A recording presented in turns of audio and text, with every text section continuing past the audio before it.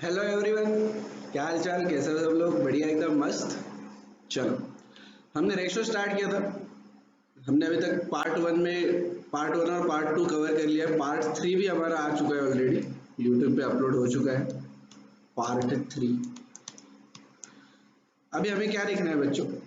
इसका क्विज भी हमारे पास आ चुका है, क्विज थ्री। अभी हमको देखना है कुछ इंपॉर्टेंट हाइलाइट्स, और उसके बाद में फिर सारे प्रॉब्लम्स। ठीक है, चलो फिर लेट्स स्टार्ट। आज खत्म कर देंगे इस चैप्टर को अपन इस वीडियो के साथ। ना कुछ देख लिया अपन ने अभी तक इसमें। ठीक है, चलो तो बच्चों इस चैप्टर का आखिरी पड़ाव, fourth point, important highlights.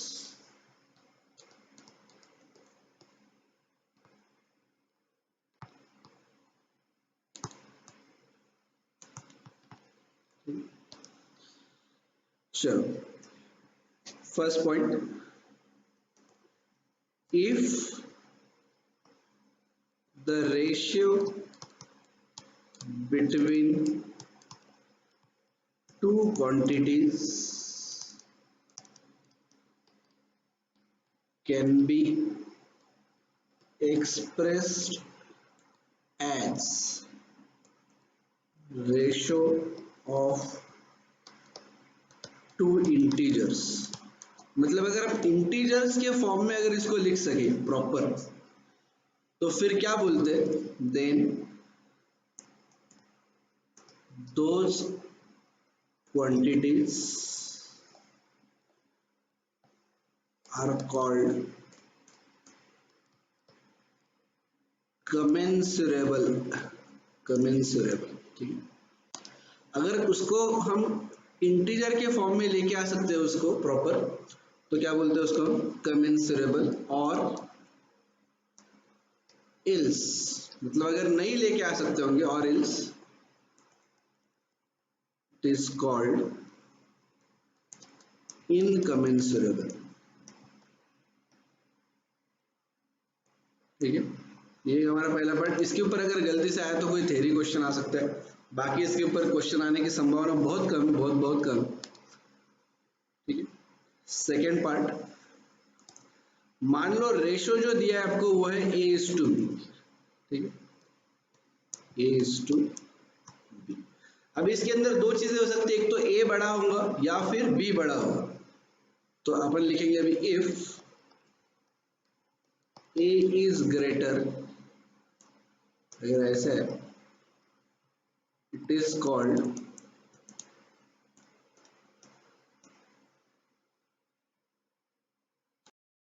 Ratio of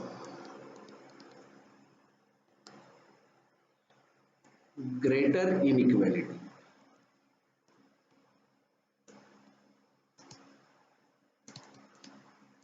क्योंकि यहाँ पे एंटीसीडेंट बोलो इसको, या न्यूमरेटर बोलो, ये डिनोमिनेटर से बड़ा है, तो ये क्या होगा? Ratio of greater inequality. In the same way, if B is greater, it is called ratio of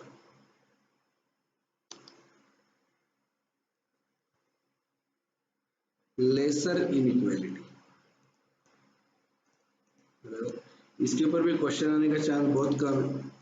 इसको क्या बोलते हैं हम? बी को कॉन्सिक्वेंट। बट हम कुछ भी छोड़ने नहीं वाले, बराबर, इसलिए हम सब कुछ कवर कर रहे हैं, क्वेश्चन आए या ना आए। इसको हम बोलते हैं कंसिक्वेंट या डिनोमिनेटर। चलो, नेक्स्ट प्रॉपर्टी जो हमारी, प्रॉपर्टी नहीं, इंपॉर्टेंट हाईलाइट जो है वो बहुत इंपॉर्टेंट है, third, it is very important. इसको हम कर लेंगे स्टार मार्क। इस प्रॉपर्टी का नाम देते हैं पहले कॉमन मल्टीप्लायर। कॉमन मल्टीप्लायर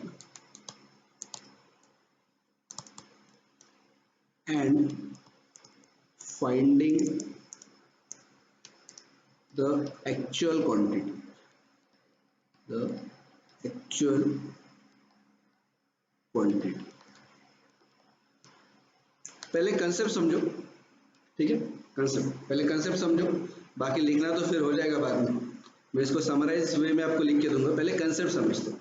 अभी तक हम करते हैं क्या आ रहे बच्चों, देखो जैसे कोई क्लास है, ठीक है, क्लास के अंदर कुछ बॉयज है कुछ गर्ल्स है, बॉयज है मान लो 100, गर्ल्स है मान लो 120।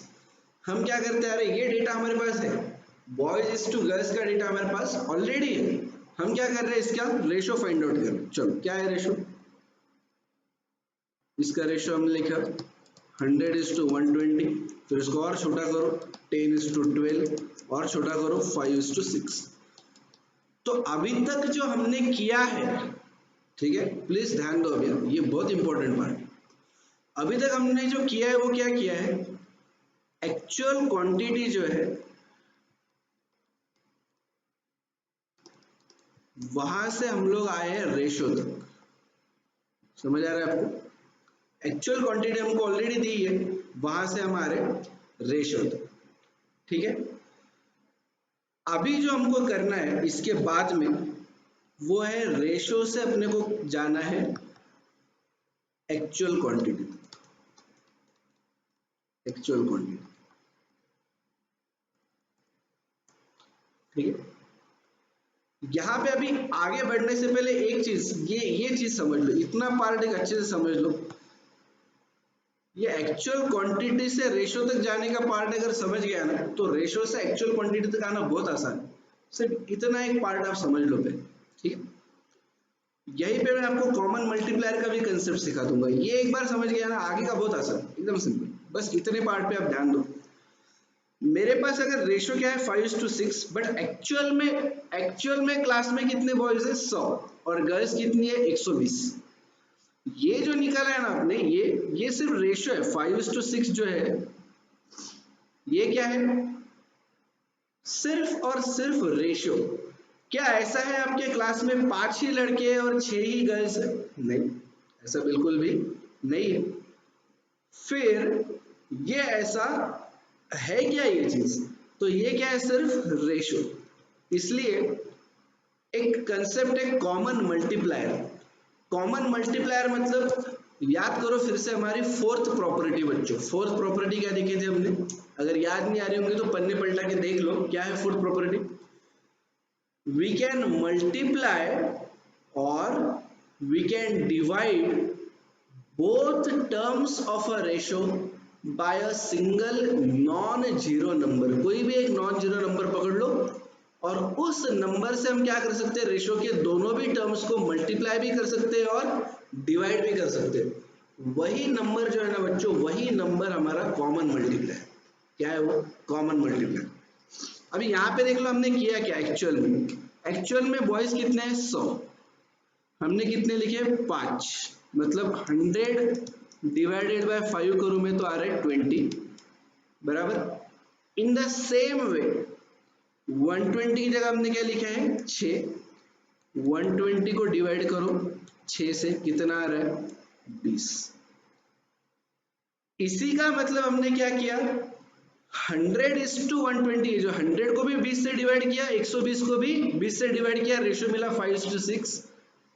अगर मैं ये बोल रहा हूँ कि 5:6 से मुझे फिर से जाना है 100 और 120 पे, तो मुझे क्या करना पड़ेगा, 5 को भी मल्टीप्लाई करना पड़ेगा 20 से और 6 को भी मल्टीप्लाई करना पड़ेगा 20 से।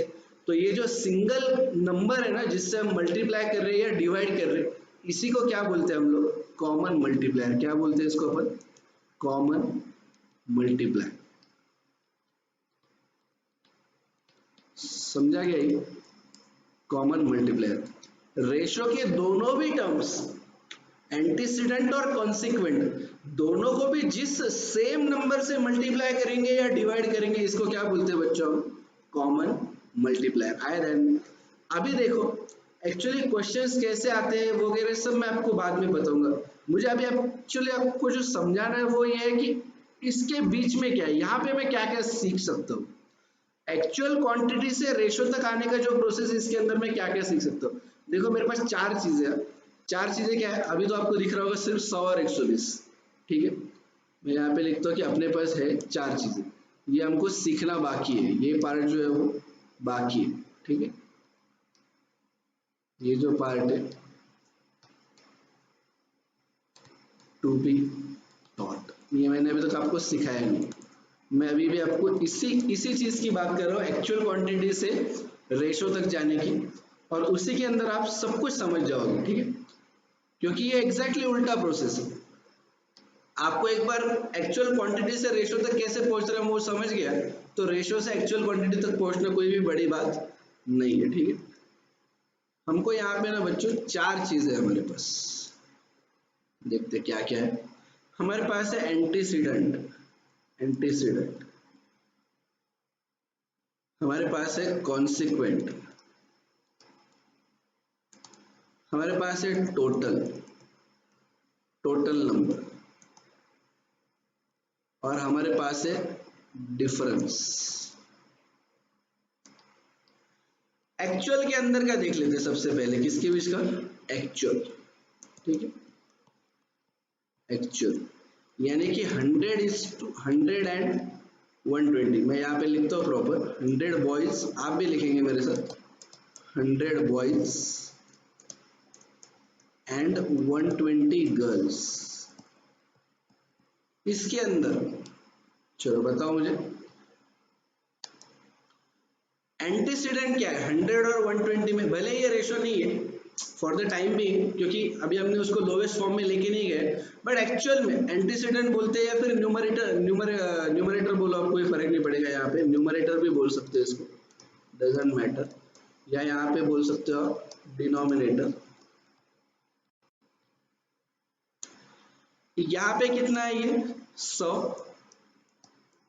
डिनोमिनेटर थोड़ा नीचे लिखता हूँ, ये है 100, डिनोमिनेटर कितना है 120, टोटल नंबर कितने हैं, टोटल यानी कि बॉयज प्लस गर्ल्स, यहाँ पे मैं लिख रहा हूँ बॉयज प्लस गर्ल्स। ये बहुत अच्छे से लिख के लो, इसके ऊपर बहुत सारे क्वेश्चंस आएंगे, और आगे चल के आप बहुत ज्यादा कंफ्यूज भी होने का चांस इसी में है। रेशो के ऊपर अगर क्वेश्चन आते हैं तो यहीं पे से आने वाला है वो। टोटल कितना है बच्चों मेरे पास 220, और डिफरेंस, डिफरेंस मतलब जो भी बड़ा नंबर रहेगा उसके अंदर से मैं अगर छोटा नंबर माइनस कर दूं, बराबर, तो मैं यहाँ पे लिखता हूँ greater number minus smaller number. तो हमारे पास ज्यादा क्या है, 120 लड़कियां हैं और 100 बॉयज, बराबर, मतलब यहाँ पे मैं लिखता हूँ, इधर भी लिख लो आप, 100 प्लस 120 किया हमने तो हमको मिला 220, और यहाँ पे करेंगे 120 माइनस 100, तो हमको मिलने वाला है 20, ठीक है। अभी हम लिखेंगे रेशो के अंदर क्या क्या है, ये जो भी किया हमने, ये जो भी प्लॉट किए चीजें, ये क्या है एक्चुअल क्वांटिटी की, बराबर। एक्चुअली एंटीसीडेंट यानी कि बॉयज 100 है, गर्ल्स यानी कि डिनोमिनेटर में नीचे सेकंड पार्ट हमारा 120 लड़कियां है, टोटल नंबर मतलब अगर मैं ऐड कर दूं बॉयज प्लस गर्ल्स को तो 100 प्लस 120 यानी कि 220, और अगर मैं उसके अंदर का डिफरेंस निकालूं यानी कि greater number minus smaller number, यानी कि 120 माइनस 100 इज इक्वल टू 20। चलो अभी इसके साथ साथ मैं लिखता हूँ रेशो के अंदर क्या हो, रेशो, रेशो क्या बताना चाह रहा है अपने को, रेशो का एंटीसीडेंट क्या है बच्चों, हमने निकाला नहीं, 5:6, बराबर। चलो रेशो के अंदर एंटीसीडेंट 5, रेशो के अंदर का कॉन्सिक्वेंट 6, रेशो के अंदर की टोटल यानी कि 5 प्लस 6 11, और रेशो के अंदर का डिफरेंस यानी कि 6 माइनस 5 इज इक्वल टू 1। आ गया ये, समझ गया ये आपको। अभी हमने ऊपर निकाला ना कॉमन मल्टीप्लायर, क्या है कॉमन मल्टीप्लायर 20, ठीक है। तो अभी अभी आपको ये ध्यान में आएगा कि मैं इसको कॉमन मल्टीप्लायर क्यों बोल रहा हूँ, ये कॉमन क्यों है, ठीक है। अभी लिखते हैं नीचे कॉमन मल्टीप्लायर,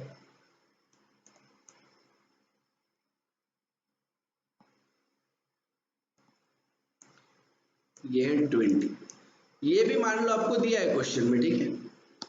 अभी हमें क्या करना है, अभी ये इंफॉर्मेशन हमारे पास ऑलरेडी है, कॉमन मल्टीप्लायर 20 है, मैं आपको दोनों भी दिखाऊंगा। एक्चुअल से अगर हमको जाना है रेशो तक, हम करेंगे actual divided by common multiplier. ये आपको फॉर्मूले के तौर पे याद रखने की जरूरत नहीं है, आप सिंपली याद रख सकते हो कि एक्चुअल क्वांटिटीज कभी भी बड़े रहेंगे तो वहां से छोटे तक आना है तो हमको डिवाइड करना पड़ेगा, राइट। चलो, एक्चुअल क्या है 100 divided by common multiplier 20 is equal to 5। ठीक है, एक्चुअल गर्ल्स कितने 120, चलो करते हैं 120 divided by common multiplier 20 is equal to, answer कितना आएगा 6। फिर एक्चुअल कितना है, टोटल कितना है 220, actual total 220 divided by common multiplier 20 is equal to 11। बराबर आ रहा है ना 11। और डिफरेंस कितना है, एक्चुअली 20 का डिफरेंस है तो 20 का difference divided by 20 is equal to 1। टंग टंग टंग टंग, देखो ऊपर आपने जो कैलकुलेट करके रखा है और हमने ऑलरेडी जो कैलकुलेट करा है रेशियो के नंबर्स क्या वो सब मैच कर रहे हैं, राइट। रेशियो के अंदर एंटीसीडेंट आ रहा था 5, यहाँ पे हमारा भी आ रहा है 5। रेशियो के अंदर कॉन्सिक्वेंट आया था 6, हमारा भी आ रहा है 6। रेशियो के अंदर टोटल आ रहा है 11, हमारा भी टोटल आ रहा है 11।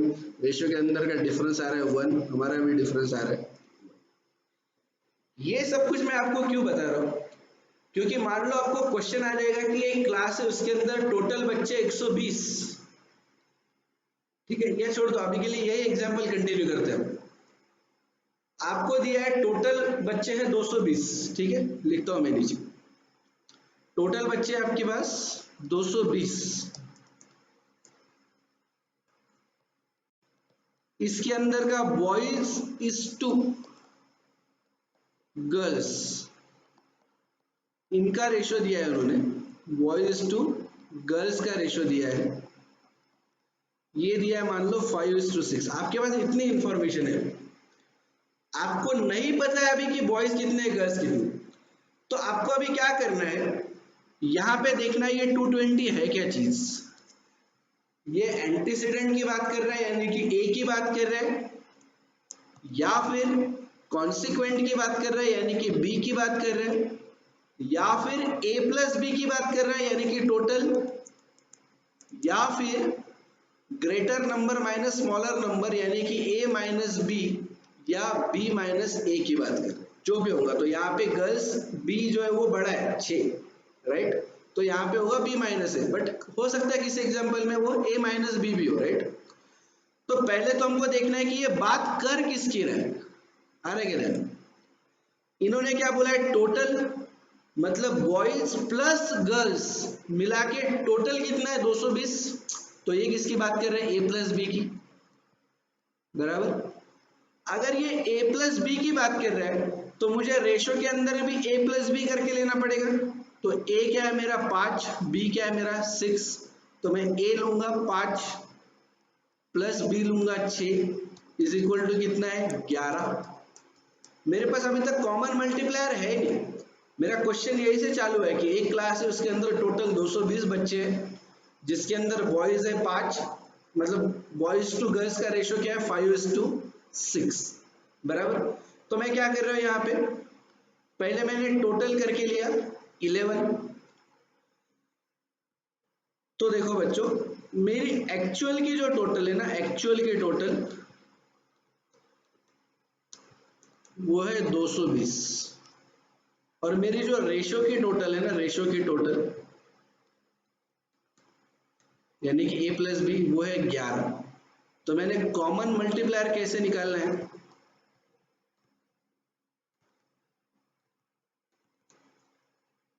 Actual upon ratio,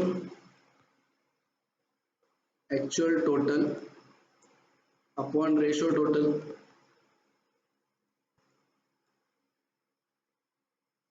is equal to 220 upon 11 is equal to 20। एक बार मेरा कॉमन मल्टीप्लायर आ गया ना, मैं कुछ भी निकाल सकता हूँ, मैं हर एक चीज निकाल सकता हूँ, क्योंकि मेरे पास ऑलरेडी रेशियो है 5:6।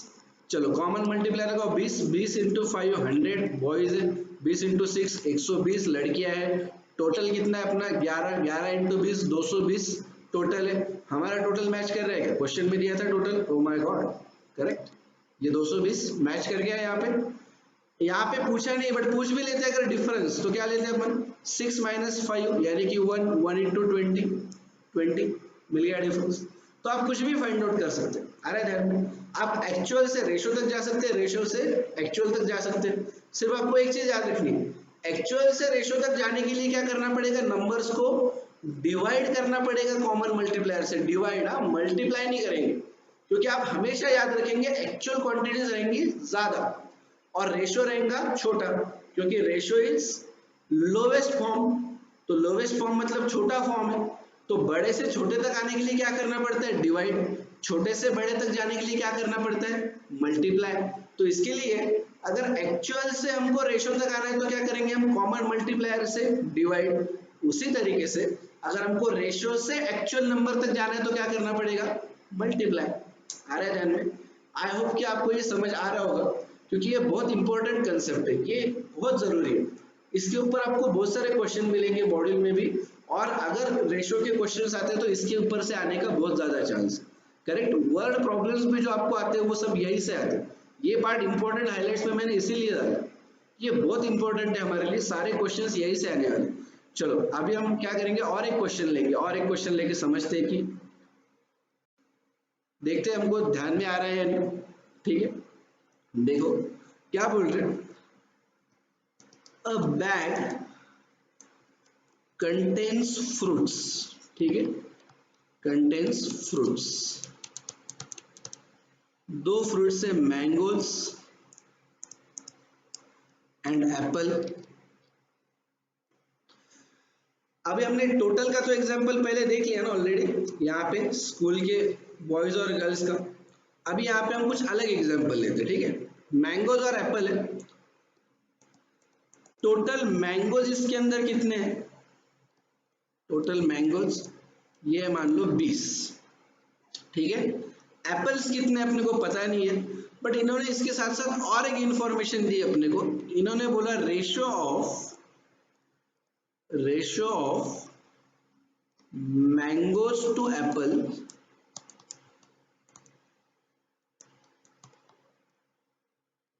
Is equal to 2:3।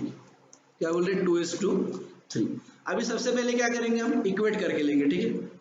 यहाँ पे लिखने का रेशो, यहाँ पे लिखने का एक्चुअल।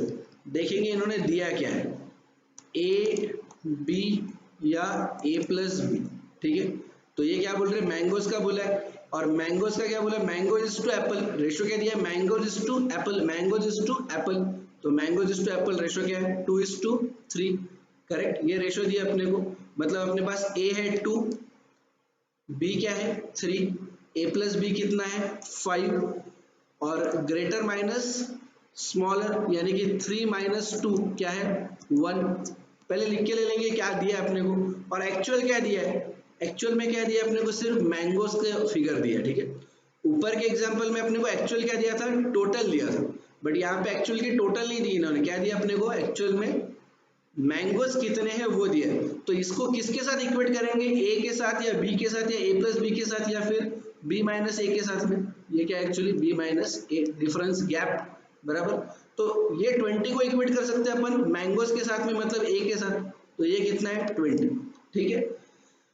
ये जो दो लाइन्स है ना, रेशियो और एक्चुअल, इसके अंदर अपने को सिर्फ एक किसी के भी दोनों भी नंबर चाहिए, रेशो का भी नंबर चाहिए, एक्चुअल का भी नंबर चाहिए, सिर्फ एक का भी रहा तो भी चले। चलो ये मिल गया अपने को, रेशो का नंबर है 2, एक्चुअल का नंबर है 20। सिंपल, निकाल लो कॉमन मल्टीप्लायर। कॉमन मल्टीप्लायर ये कितना होता है, एक्चुअल a अपॉन रेशो का a, या आप इसको कुछ भी लिख सकते हो बच्चों, आप इसको न्यूमरेटर लिखो, आप इसको एंटीसीडेंट लिखो, आप इसको कुछ भी लिखो, बस आपको क्या करना है, एक्चुअल के फिगर को डिवाइड करना है रेशो के फिगर से। तो आपका एक्चुअल का फिगर है 20, रेशो का फिगर है 2 = 10। अगर ये 10 है तो ये 10 क्या है मेरा कॉमन मल्टीप्लायर, मैं यहाँ पे लिख के लेता हूँ कि मेरा कॉमन मल्टीप्लायर क्या आ गया 10 मल्टीप्लायर ये क्या है 10। अगर ये कॉमन है मतलब क्या हर एक चीज को मल्टीप्लाई कर सकता है क्योंकि कॉमन है, सिर्फ इसने ए को मल्टीप्लाई करना है क्या? नहीं, ये तो कॉमन मल्टीप्लायर है ना, तो ये आ गया 10। तो चलो इसको भी मल्टीप्लाई करो 3, ये आ गया 30। इसको भी मल्टीप्लाई करो 10 से, ये आ गया 50। इसको भी मल्टीप्लाई करो 10 से, ये आ गया 10।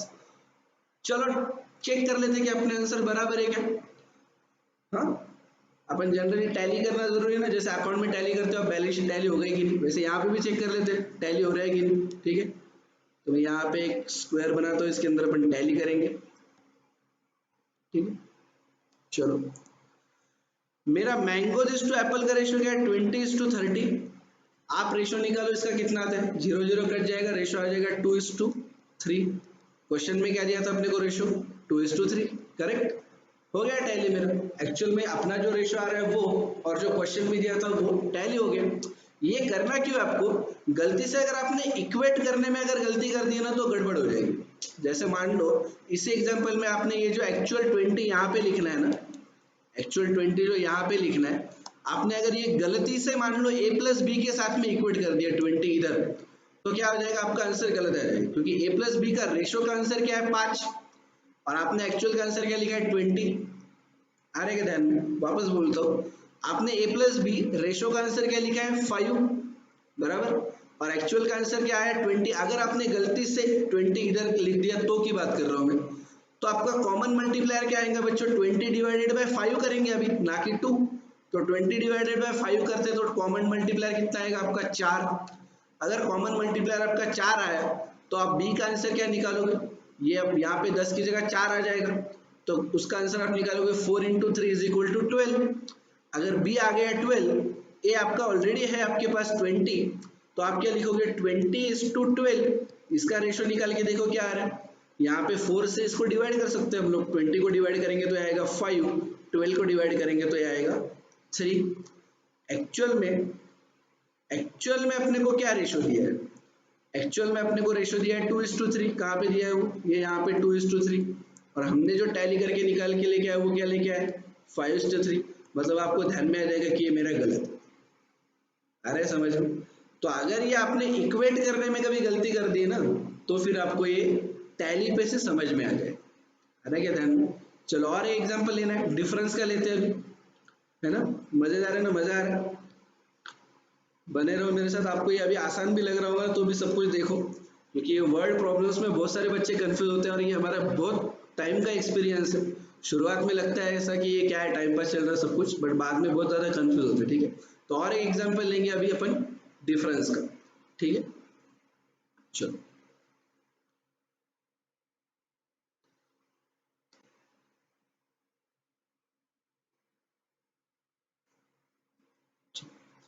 देखते हैं।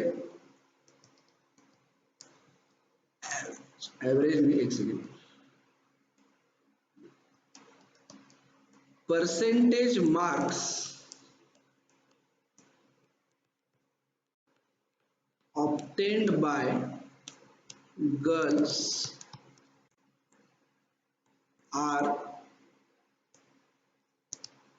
more than boys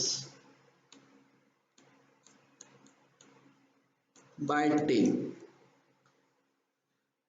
या फिर एक आसान आसान सवाल लेते हैं यहाँ पे ये सब ना करते हुए सिंपल लिखते थोड़ा सा।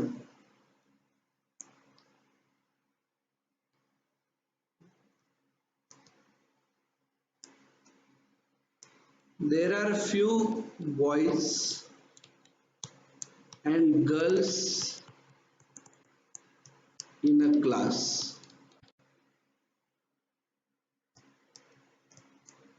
The ratio of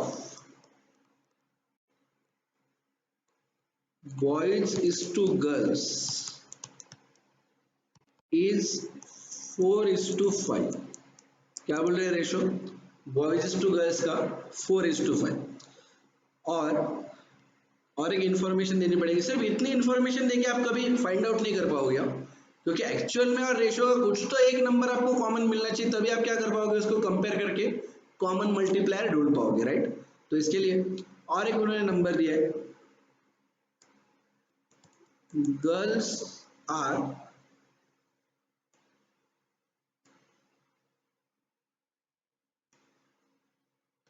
चलिए, the class has 10 more girls as compared to boys। ठीक है, क्लास के अंदर क्या बोला है, बॉयज से अगर कंपेयर करेंगे तो लड़कियां 10 से ज्यादा, मतलब 10 लड़कियां ज्यादा। चलो अभी हम करेंगे, अपन प्लॉट करेंगे ये चीज है क्या। ठीक है, यहाँ पे मैं लिख रहा हूँ ए, यहाँ पे मैं लिख रहा हूँ बी, यहाँ पे मैं लिख रहा हूँ ए प्लस बी, और जो डिफरेंस है बच्चों वो क्या लिखेंगे अभी अपन, यहाँ पे ज्यादा क्या है, गर्ल्स ज्यादा है, मतलब बी माइनस ए। आ रहा है ना ध्यान में, अगर ए ज्यादा होता तो क्या लिखते हैं अपन, ए माइनस बी।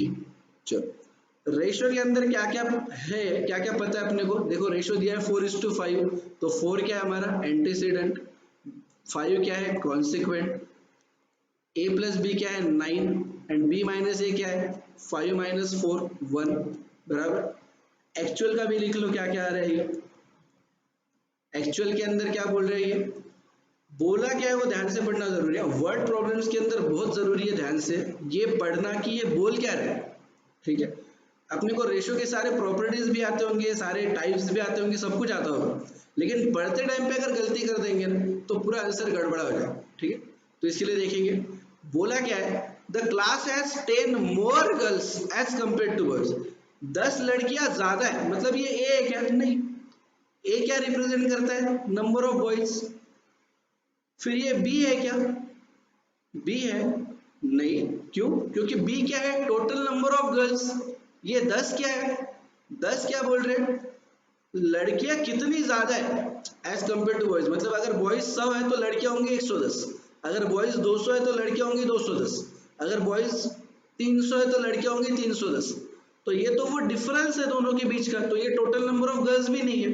ठीक है, फिर ये a प्लस बी है क्या, बॉयज प्लस गर्ल्स, वो भी नहीं है। फिर क्या ये b माइनस ए है, करेक्ट, यहाँ पे लड़कियां ज्यादा कितनी है बॉयज से उसकी बात कर रहे हैं हम लोग, तो इसके लिए यहाँ पे क्या होगा, गर्ल्स ज्यादा कितनी है, 10 से ज्यादा है, बराबर, तो हम इसको इक्वेट कर देंगे यहाँ पे, तो ये भी नहीं, ये भी नहीं, ये भी नहीं। चलो एक बार इक्वेट हो गया ना, हमारा काम हो गया। एक ही बार हमको सिर्फ ये क्वेश्चन पढ़ के एक ही बार इतना ही प्लॉट करना है बस, कि जो नंबर्स दिए हैं एक्चुअल के होंगे या फिर रेशो के होंगे, वो किसके दिए, ए के दिए हैं या ए प्लस बी के, सॉरी ए के दिए हैं या बी के दिए हैं या ए प्लस बी के दिए या फिर ए माइनस बी के दिए। बस ये एक बार हमको पता चल गया ना, आगे का बहुत आसान, ये पता चल गया, तुरंत कॉमन मल्टीप्लायर फाइंड आउट कर लो। कॉमन मल्टीप्लायर, कॉमन मल्टीप्लायर मतलब क्या है बच्चों, actual upon ratio is equal to 10 upon 1 is equal to 10। Common multiplier क्या मिल गया हमको, 10। अब ये कॉमन मल्टीप्लायर एक बार 10 मिल गया तो उससे सबको मल्टीप्लाई करते जाएंगे तो हर एक चीज मिल जाएगी। ये 10 है, 10 इंटू 4 कर दो, 10 इंटू 4 करो, मतलब 4 इंटू 10 करो, ए मिल गया 40, मतलब टोटल नंबर ऑफ बॉयज कितने हमारे पास 40, बी कितना है 5 इंटू 10 कर दो, टोटल नंबर ऑफ गर्ल्स कितने मिल रहे हैं अपने को 50। इसी का मतलब अभी आप ऐसे करो 9 इंटू 10 करो या फिर 50 प्लस 40 करो, दोनों में आपको 90 आंसर आने वाला है। 9 को भी मल्टीप्लाई करो 10 से, आंसर क्या आ रहे हैं 90, या इसकी जगह आप 50 प्लस 40 भी कर देते तो भी क्या आंसर आता 90। फिर यहाँ पे ये 10 तो ऑलरेडी आ चुका है, तो समझ गया बच्चों आपको। तो नॉर्मली ऐसे क्वेश्चन आएंगे आपको वर्ड प्रॉब्लम्स कि ये ऐसे ऐसे है और इसके अंदर क्या करना है आपको, ये क्वेश्चन लिखने का रहेगा एक्चुअली अपना, फाइंड आउट। अभी यहाँ पे कुछ भी बोल सकते हैं फाइंड आउट करने को, हमने तो सब कुछ फाइंड आउट कर लिया। अगर यहाँ पे बोलते find out total number of boys, हमने ऑलरेडी फाइंड आउट कर लिया 40। अगर ये बोलते find out total number of girls, हमने फाइंड आउट कर लिया 50। अगर ये बोलते find out total number of students in the class, हमने वो भी फाइंड आउट कर लिया 90। डिफरेंस तो वो पूछेंगे नहीं क्योंकि वो तो क्वेश्चन में दिया है, बराबर, तो हम तीनों भी क्वेश्चन लिख लेते, find out total number of boys, girls and total students in class। तो सब कुछ हमने फाइंड आउट कर लिया।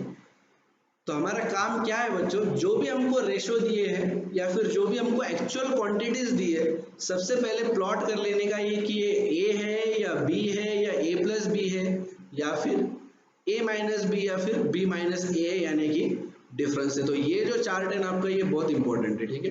तो आप इसी को फॉलो करेंगे, क्योंकि मैं आपको अभी बोल रहा हूँ कि अभी आपको ये बहुत आसान लगेगा, लेकिन आगे आगे जैसे वर्ड प्रॉब्लम्स चालू होंगे ना, आपको ये मुश्किल लगने का चांस है। तो प्लीज यहाँ पे आप ध्यान देंगे, ये चार चीजों पे आपको ध्यान देना है, antecedent, consequent, total number and difference. तो क्वेश्चन में क्या क्या अमाउंट्स दिए हैं, किस किस चीज के लिए रेशो दिया है या किस चीज का एक्चुअल अमाउंट दिया है, वो आपको एक बार पता चल गया कि आप क्या करेंगे, उसको प्लॉट करेंगे and then you will find out the answer. I hope आपको ये समझ आ गया होगा। फिर भी अगर कुछ डाउट होगा तो आप मुझे पूछ सकते हो, कोई प्रॉब्लम नहीं। बट ये चीज आपको समझना बहुत जरूरी है, क्योंकि रेशो के ऊपर अगर क्वेश्चन आ भी गया ना, तो किसके ऊपर आने वाला है, इसी के ऊपर आने वाला है। ध्यान में गुड। नोट लिखना है यहाँ पे। कभी कभार क्या होता है कि ये इक्वेट करना पॉसिबल नहीं होता है। जैसे हम यहाँ पे रेशो और इसको इक्वेट कर रहे हैं, एक्चुअल क्वांटिटी को, तो कभी कभार ऐसा होता है कि ये पॉसिबल नहीं होता इसको, ये पॉसिबल नहीं होता है कि इसको आप इक्वेट करो, ठीक है। तो ऐसे टाइम पे क्या किया जाए, if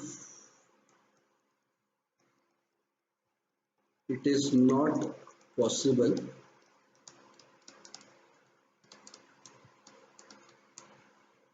two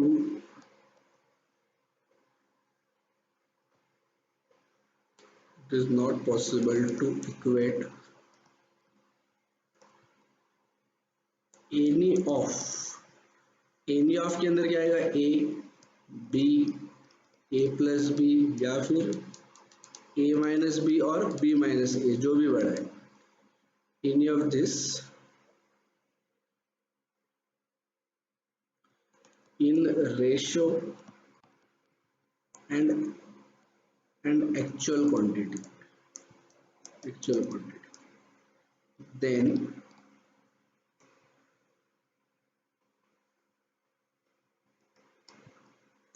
we will not be able to find the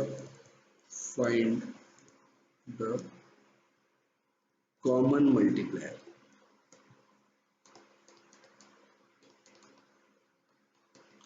तो ऐसी सिचुएशन आएगी कभी कभार कि जहां पे हम लोग कॉमन मल्टीप्लायर फाइंड आउट ही नहीं कर पाएंगे।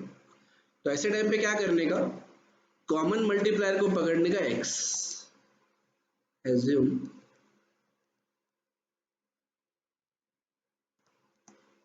कॉमन मल्टीप्लायर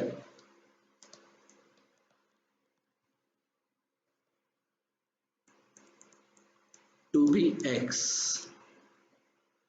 इसके बाद में क्या करेंगे, फॉर्म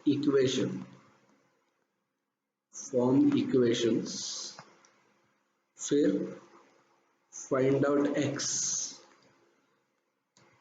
ही क्या है हमारा, कॉमन मल्टीप्लायर,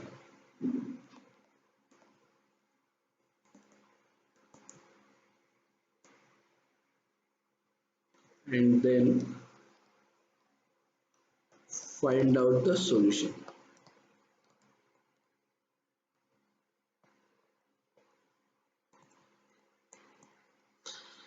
यहाँ पे बच्चों में एक एग्जांपल लेंगे, ये बहुत जरूरी है। ये कैसे करने का देखते हैं। मैं कुछ डेटा देता हूँ आपको, कुछ लोगों के बारे में ये डेटा है, ए और बी के बारे में। दो वर्कर्स है, 2 वर्कर्स ए एंड बी, जिनके बारे में ये डेटा है, ठीक है।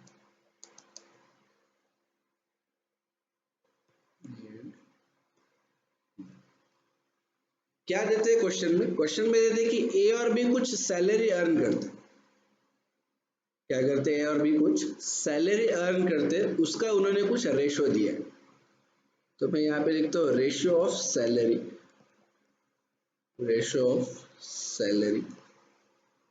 इज 4:5। ये रेशो है, रेशो की बात कर रहे हैं, इसके लिए यहाँ पे इज टू लिखा है अपन ने।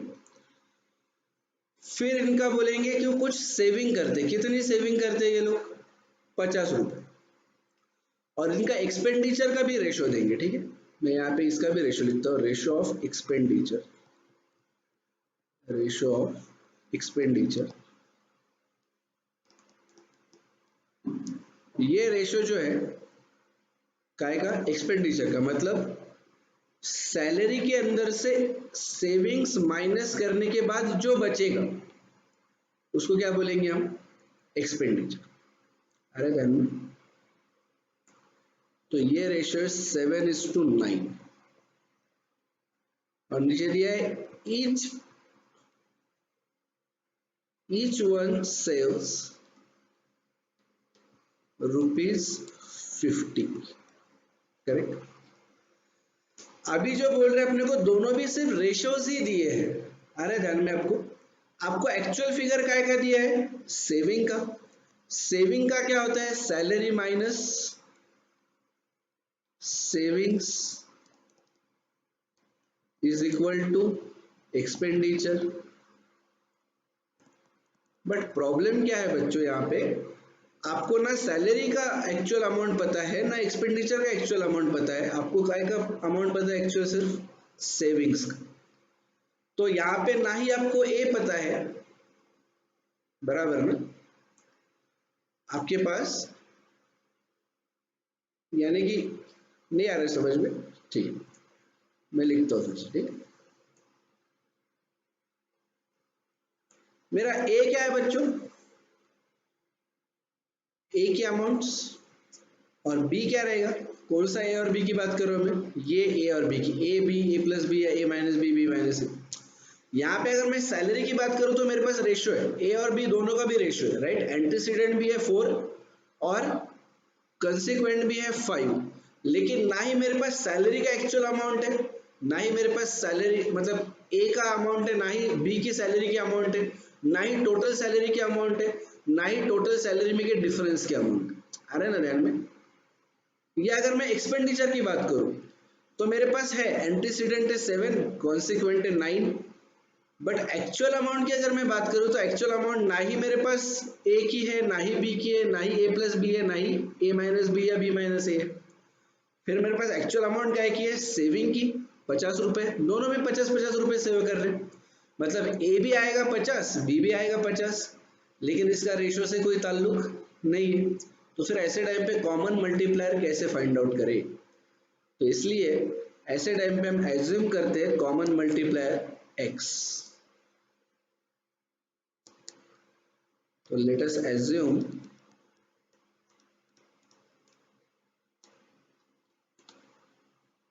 कॉमन मल्टीप्लायर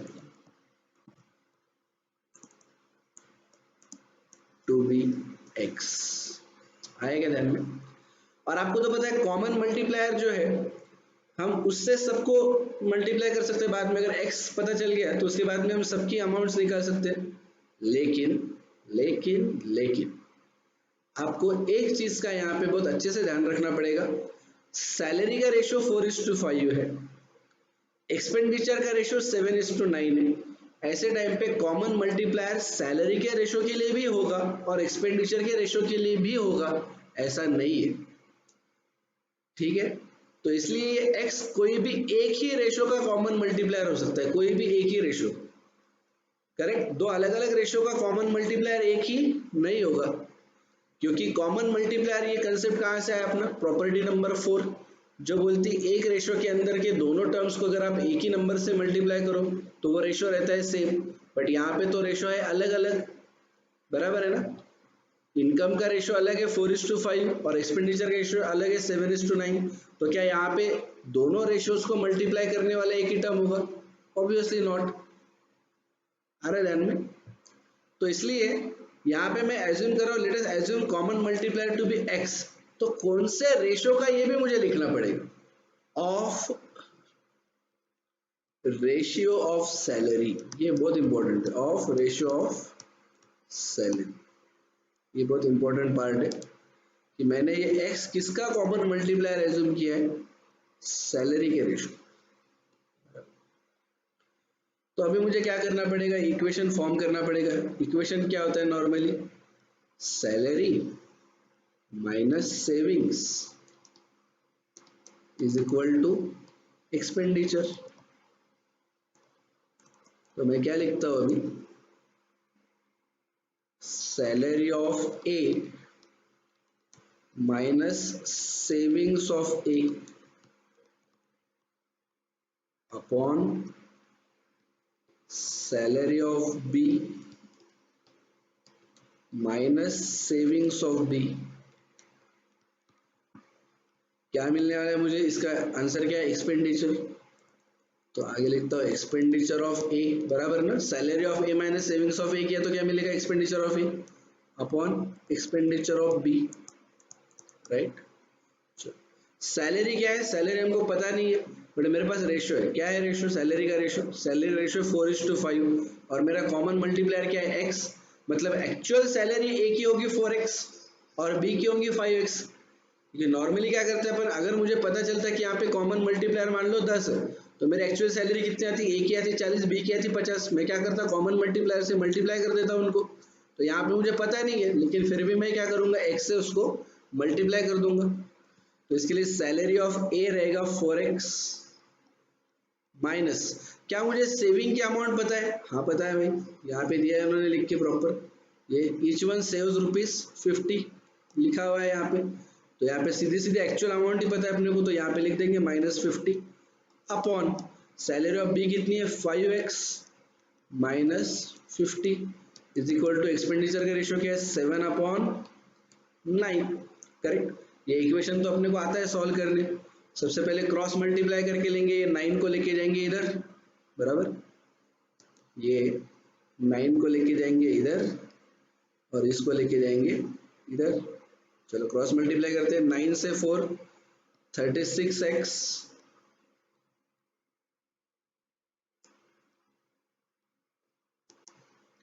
36x माइनस 9 5 जा 450 is equal to 7 into 5 that is 35x minus 7 5 जा minus 350। अभी आंसर निकालने के लिए क्या करना पड़ेगा अपने को, x को एक जगह लाना पड़ेगा।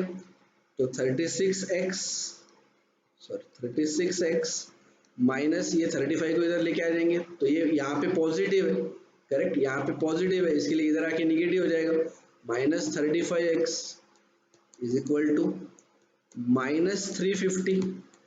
अभी यहाँ पे ये जो 450 इसका साइन क्या है यहाँ पे माइनस, तो ये इधर जाएगा तो क्या हो जाएगा प्लस 450। क्या आएगा आंसर, 36x माइनस 35x क्या आएगा, x is equal to -350 plus 450 कितना आएगा 100। कॉमन मल्टीप्लायर की वैल्यू आ गई 100।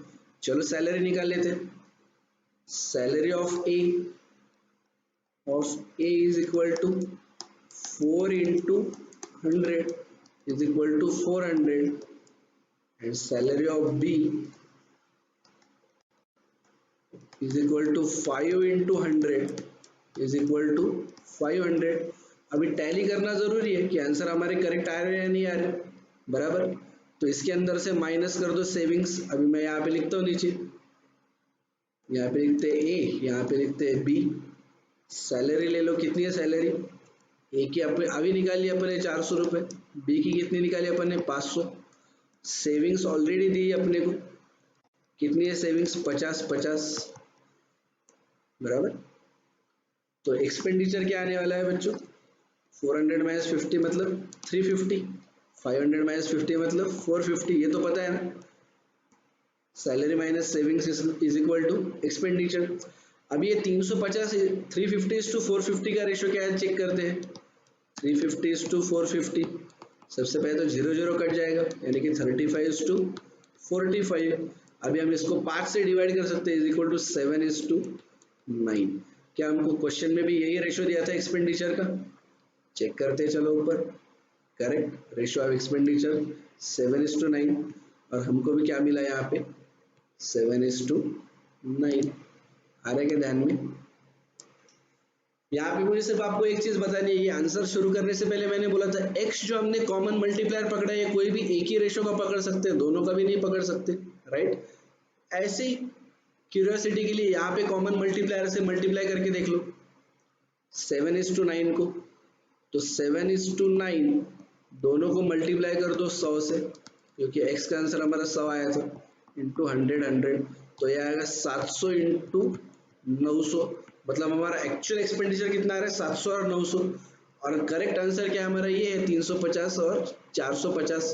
तो इसके लिए ये कॉमन मल्टीप्लायर बच्चों एक्सपेंडिचर का है क्या, फिर नहीं।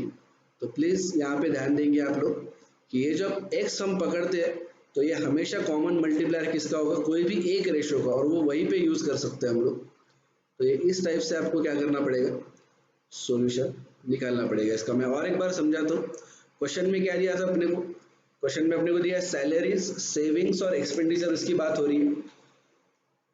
ये यहाँ पे क्वेश्चन है, सैलरी का रेशो दिया अपने को, एक्चुअल सैलरी किसी की भी नहीं पता, क्या दिया है, ए और बी के सैलरी का रेशो दिया 4:5, उनके एक्सपेंडिचर का भी रेशो दिया है, क्या दिया 7:9, और दोनों भी बंदे कितना सेव करते हैं 50-50 बराबर, ईच वन बोला है, ईच वन मतलब हर एक बंदा कितना सेव करता है 50। अभी सैलरी में से जितना आप खर्चा करोगे बचा हुआ पैसा क्या होगा, सेविंग, या मैं उल्टा बोलता हूँ जो सैलरी उसमें से कुछ पैसा सेव करोगे बचा हुआ क्या है, एक्सपेंडिचर। तो फॉर्मूला तो बहुत आसान है, बस यहाँ पे आपको ध्यान में रखना है ये कि ये जो कॉमन मल्टीप्लायर हमने एज्यूम किया, let us assume the common multiplier to be x, तो यहाँ पे हमने को लिखना पड़ेगा कि ये कौन से रेशो का है, आ रहा है क्या ध्यान में, यहाँ पे हमको लिखना पड़ेगा कि ये कौन से रेशो का है, तो ये कौन से रेशियो का है, x का। अभी कुछ कुछ लोगों को ये डाउट आ रहा होगा कि सर आपने ऐसा ही क्यों किया, salary of A minus savings of a ही क्यों किया आपने। यहाँ पे आप ऐसा भी तो कर सकते थे कि salary of A minus expenditure of A is equal to savings, ये भी कर सकते थे आप, हाँ जरूर बिल्कुल कर सकता था मैं, लेकिन प्रॉब्लम क्या है, देखो मैं यहाँ पे आपको प्रॉब्लम समझाता हूँ कि यहाँ पे क्या आता है प्रॉब्लम। अगर मैं ये इक्वेशन बनाने की कोशिश करूँ ना, कि सैलरी माइनस से expenditure is equal to saving, तो सैलरी का तो मेरे पास इक्वेशन ये बन जाएगा, सैलरी मतलब क्या है, रेशो के अंदर 4 बोला है, कॉमन मल्टीप्लायर कितना है x, माइनस एक्सपेंडिचर के लिए क्या है मेरे पास, रेशो है, ये एक्चुअल अमाउंट है, रेशो है, तो ये रेशो क्या है 7। अब ये 7 को मैं सिर्फ ऐसे लिख सकता क्या डायरेक्टली, ये पूरा का पूरा एक्सपेंडिचर है क्या, सिर्फ एक्सपेंडिचर 7 रुपए है क्या, सिर्फ नहीं, ये तो क्या है सिर्फ रेशो है। तो मुझे अगर यहाँ पे एक्चुअल अमाउंट लिखना होता तो मुझे क्या करना पड़ता, और एक मल्टीप्लायर एज्यूम करना पड़ता, common multiplier for the ratio of expenditure, that could have been y, तो मुझे फॉर्मूला लिखना पड़ता 4x minus 7y upon B की सैलरी कितनी है 5x, करेक्ट ना, x किसका कॉमन मल्टीप्लायर है, सैलरी का, और y किसका कॉमन मल्टीप्लायर है, एक्सपेंडिचर का, तो 5x माइनस एक्सपेंडिचर का कितना है रेशियो 9, और कॉमन मल्टीप्लायर कितना y is equal to 50 upon 50। इस टाइप से भी करोगे ना तो आपका आंसर करेक्ट आने वाला है, यहाँ पे कोई दो राय नहीं, इस टाइप से भी आपका आंसर करेक्ट आएगा। बट स्टिल यहाँ पे क्या हो रहा है, फिर दो वेरिएबल्स आ रहे हैं x और y, फिर साइमल्टेनियस इक्वेशन मेथड से इसको सॉल्व करो, इसके अंदर थोड़ा सा टाइम भी ज्यादा जाएगा और आपको थोड़ा सा मुश्किल भी लगेगा ये, तो इसलिए ये ना करते हुए हमने क्या किया, सिर्फ एक ही कॉमन मल्टीप्लायर एज्यूम किया जो कि था x, और वो कॉमन मल्टीप्लायर किसका था, सिर्फ सैलरी का। और इसीलिए हमने सैलरी में से सेविंग्स माइनस करने का रीजन ये है क्योंकि सेविंग की एक्चुअल अमाउंट हमको पता है 50 रुपए, सेविंग का अपने को रेशो नहीं दिया, सेविंग का क्या दिया है अपने को, एक्चुअल अमाउंट, तो इसके लिए हम डायरेक्टली 50 माइनस कर सकते हैं। बट इसी टाइम पे अगर अपन एक्सपेंडिचर माइनस करने का सोचते तो अपने को और एक कॉमन मल्टीप्लायर लेना पड़ता जो कि था y, और फिर ये ऐसे होता। इसको भी आप सॉल्व करके देख लो, आपका आंसर करेक्ट आ जाएगा, ये इसमें कोई प्रॉब्लम नहीं है, ऐसा नहीं है कि इससे आंसर नहीं आता, इससे भी आ सकता है। आप अभी घर पे ट्राई करके देख लो, अभी टाइम है आपके पास, तो अभी ये ट्राई करो, इससे भी आंसर आ जाएगा। सिर्फ यहाँ पे क्या थोड़ा सा और लेंदी हो जाएगा सॉल्यूशन, बाकी कुछ नहीं। अगर ध्यान में नहीं आया आपको कि x किसका पकड़ने का या फॉर्मूला क्या लिखने का, तो ऐसे टाइम पे सिंपली जो जो रेशियोज है ना हर एक रेशियो को अलग अलग कॉमन मल्टीप्लायर दे दो, एक को x दो, दूसरे को y दो, आपका आंसर ऐसे भी आने वाला है, कोई डाउट नहीं इसमें, ठीक है।